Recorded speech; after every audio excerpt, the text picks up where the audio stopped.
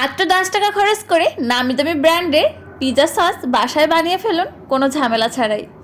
তো hello everyone, আসসালামু আলাইকুম। কেমন আছো সবাই? আশা করি ভালো আছো। কুকিং স্টুডিওর নতুন আরও একটি রেসিপিতে তোমাদেরকে স্বাগতম। পিৎজা সসের মূল ইনগ্রেডিয়েন্টসই হচ্ছে টমেটো।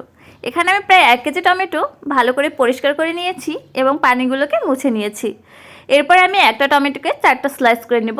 তোমরা তোমাদের পছন্দ মতো স্লাইস করে নিবে।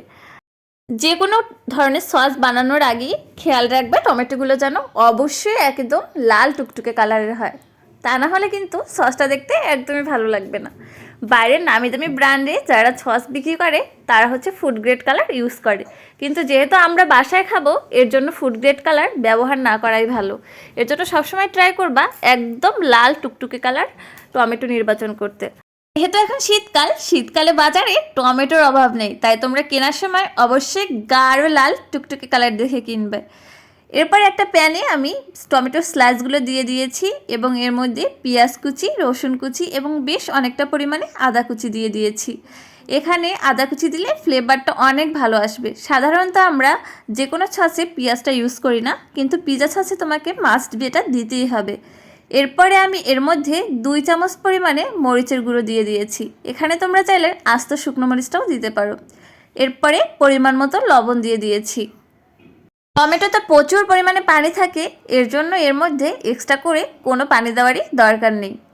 এরপর আমি টমেটোগুলো খুব ভালো করে নেড়েচেড়ে মশলার সাথে মিক্সড করে নিচ্ছি, যাতে প্রত্যেকটা টমেটোর গায়ে মশলা লেগে যায়। ভালো করে মশলাটা মাখানো হয়ে গেলে একটা ঢাকনা দিয়ে 5 মিনিটের জন্য ঢেকে রেখে দেবো। 5 মিনিট পরে এর মধ্যে হালকা কিছুটা পানি বের হবে। এরপরে আমি এখানে বেশ অনেকটা পরিমাণে তেঁতুলকে পাল্প করে নিচ্ছি। পিৎজা সসে মেন ইনগ্রেডিয়েন্টসের মধ্যে আরেকটি হচ্ছে এই তেঁতুলের পাল্প। এটা কিন্তু তোমাদের অবশ্যই দিতে হবে। তেঁতুলের এই পাল্পটা দেওয়ার ফলে পিৎজা সসে খুব ভালো একটা স্বাদ হবে, টক মিষ্টি। এটা কিন্তু পিৎজা সসে অবশ্যই দিতে হবে।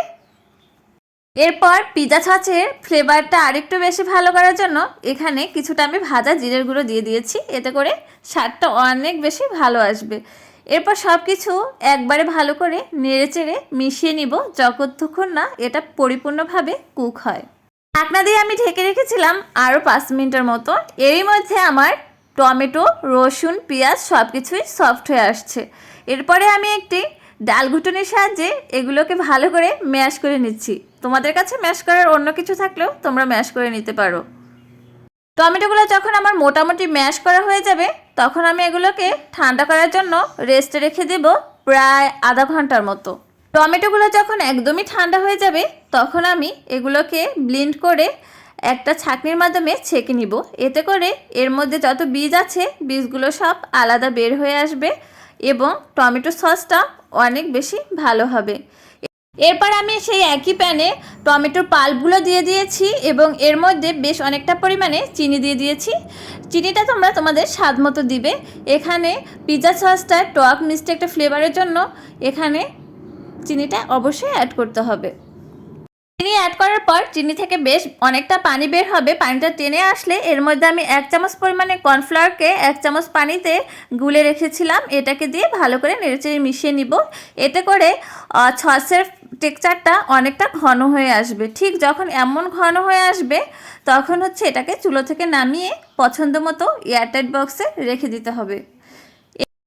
এই পিৎজা সসটা তোমরা বার্গার, স্যান্ডউইচ কিংবা অন্যান্য কিছুর সাথেও পরিবেশন করতে পারবে। তো সবাই সুস্থ থেকো, ভালো থেকো এবং আমার রেসিপিটা কেমন হয়েছে অবশ্যই আমাকে কমেন্ট করতে ভুলবে না। আল্লাহ হাফিজ।